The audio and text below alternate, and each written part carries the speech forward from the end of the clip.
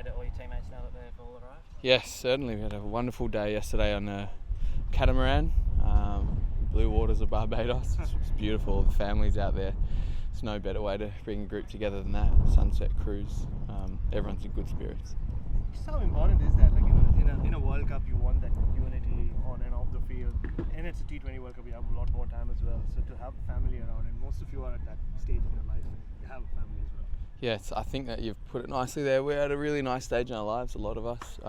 Everyone knows who they are, and everyone's pretty comfortable in their own skin in this team, and everyone's like pretty good friends, to be honest. So we were sort of sitting on the roof of the catamaran as we're coming back last night, and Stoyan actually mentioned that. He goes, I don't know if many other teams would be like this, where you got all the boys just sitting on the roof, watching the sun go down, having a drink together, and just having a genuinely good time, like enjoying each other's company.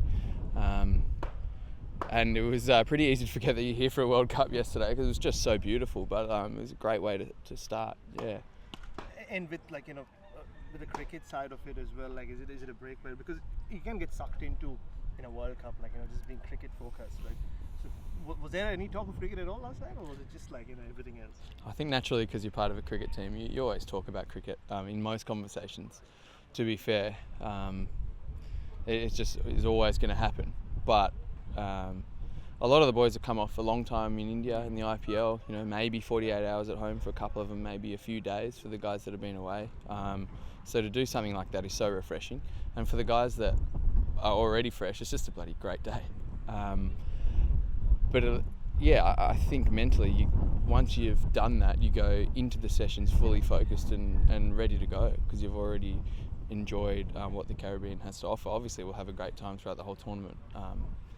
But what's important is rocking up to training with the right attitude, rocking up to the game day with the right attitude. But yeah, there's a lot of work that goes in beforehand to get into that space. And speaking of this, being in different stages of life, with your bowling in particular, Ashton, you haven't played a lot of T20 cricket. Yeah. Where are you with your bowling, you think, in your hand? Yeah, I'm good. Yeah, I feel pretty good with the ball in hand. I think from experience now, even if you're not feeling good, you just have to find a way to make it work. And when you're feeling good, you got to really enjoy that and make sure you keep drilling that in and be disciplined with your preparation, so that lasts for as long as possible. So I feel like that's where I'm at with my bowling. If I don't feel good, well, then I just do what I need to do to make it work and be effective. And if I do feel really good, I ride that wave and try and make it last as long as possible. So yeah, that's sort of where I'm at. Was the stuff you're doing with the cones and the analysts filming you, was that part of, was there something that you didn't feel was right there? Or? No, that's all just discipline, making sure you're doing the basics. I think before a tournament where you're probably not going to train too much, where the matches sort of start coming thick and fast, you want to get all of your drills in, you want to make sure you're good to go, and all your mechanics are working really well. So that's just a little drill that I like to do. Nailing out between that 4 to 6 metre length, getting my shoulders working in the right path, just making sure everything's running as smooth as possible. And without a batter, because it's sort of hard without that reference point, without the batsman sometimes, so you have to be really spot on. And Ronnie knows my mechanics really well too, so we just try to drill some stuff down before game one. Yeah, so that's the technical side, like thinking about tactics. I know we're in a really open, windy ground here, and it's not all going to be like that, but wind can be a factor. You played some games here in the Windies where I think solution was a big factor.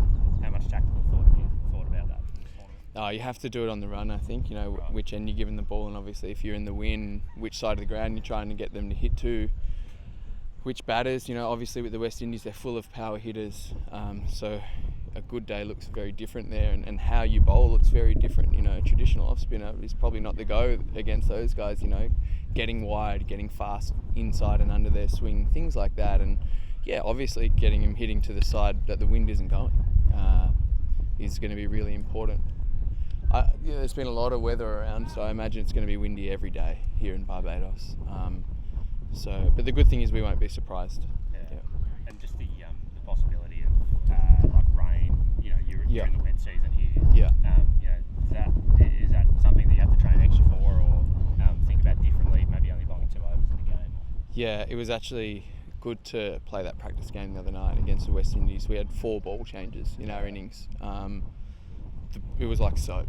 and that wasn't because of dew. It was just because it was a wet ground to start with. Like, it was so wet. 4 ball changes, pretty extreme, and the ball was just falling to pieces. And to try and hold the ball was a real challenge. And so, but it was actually good to have that practice. So I've got a better idea of how I would go about it if I was using a wet ball now, particularly against some of the best hitters in the world. So I mean, there's no better situation to be in. And how much do you guys know about Oman? Well, a lot of us probably haven't seen a lot of them play before, but the good thing is all the footage there is of them we have available to us. So it's more about when guys do their research. Some guys like doing it now, some guys will do it the day before, so it's fresh in their minds. But that's the best thing, everything is filmed now, and then whatever's filmed is going to be available to us. So I guess we'll know everything there is to know. And are you someone who likes to go really in depth with that planning and that strategy? Or? Not too deep, Yeah. not too deep. I think I've got to try and focus more on my own skill as a first point of call and bowl on skill, with a plan in the back of your mind. Some guys you have to be way more specific because they have some extreme strengths, but really you want to double down on your own skill. Is it like different, like when you're watching footage when it comes to T20 cricket as say Test cricket? You can plan more because it could just be that one innings where that guy was good or had a good day as well, right? Definitely. I like wickets, seeing how they get out, seeing where they hit their sixes. And then also seeing their first sort of 10 balls. That's what I quite like to see of each batter. And that's pretty much it. I think that's as in-depth as you need to go. Like I said before, there's some guys that are outliers that you really need to get pretty funky with. The hard part now is that guys are just getting so good at hitting sixes and they have a lot of range in their areas. So it's working out how to get outside of their swing or inside of their swing and which one works. And just on the pitches here, Ashton, I was just looking at some numbers. He hates that. And the numbers say that like in the Caribbean, CPL and everything else, the spinners do play a bigger role, especially you're going to play some day matches, some night matches. How different is it bowling on a pitch which does give you a turn in T20? It's great. It certainly brings you into the game a bit more. It's just harder for the batter to line up balls. I think particularly when it's spinning away. When it's spinning in, you probably get him hitting to one side of the ground a bit more as well. It's simply you're just harder to line up, and you probably don't have to do as much as a spinner. I think when the wicket's flat as a spinner, you actually have to be a little bit more tactically aware. You got to be smart. You got to try and be one step ahead of the batter. When the ball is spinning, that 5-6 metre length, hitting that length where they can't hit it back over your head, and the ball's turning. That's as hard as it gets for a batter. So the guys that do really well on those wickets are the ones that hit that spot the most, I would say. Just final one for me, just on Cameron Green. I mean, you've played quite a bit of cricket with him. Just his power hitting, seeing him today, he's in it everywhere here. And the latter half of the IPL, like, where do you think his batting is right now, and what have you made of him? Yeah, I just think he's developing all the time, Greeny. I think he's getting better at transitioning throughout the formats as well. He's maturing as a guy. He's still a young guy. And there was a lot of pressure on him from a young age because he did so well straight away. So what I'm just seeing is evolution. I think that's all you want to see. He learns pretty quickly, and you can see that what he learns he really puts into practice. He's probably been batting for an hour and a half now. It's pretty hot and humid out here, but he works really hard, so it's no surprise that he's getting better. The other thing that was really good to see in the IPL was sort of him batting through the middle a bit and finishing a couple of innings, batting up the top, doing the job there and bowling really well. So hard to do, particularly on that stage. So the evolution of him is good. It's happening, right now at the right time. And what did you make of the opening game last night? I only saw some of the highlights, and I saw it was 190, play 190. I saw one of the guys from the US get 94 not out, I think. Great opening game.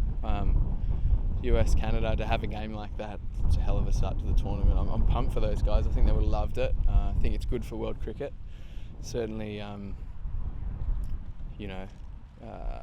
makes the game a bit bigger. You have those teams who you don't see much of putting on a show like that. It's just great for the game, great for the growth of the game. That's great. Beautiful. Thank you so much. Cheers, guys. Yeah, cheers. Nice work. Thanks.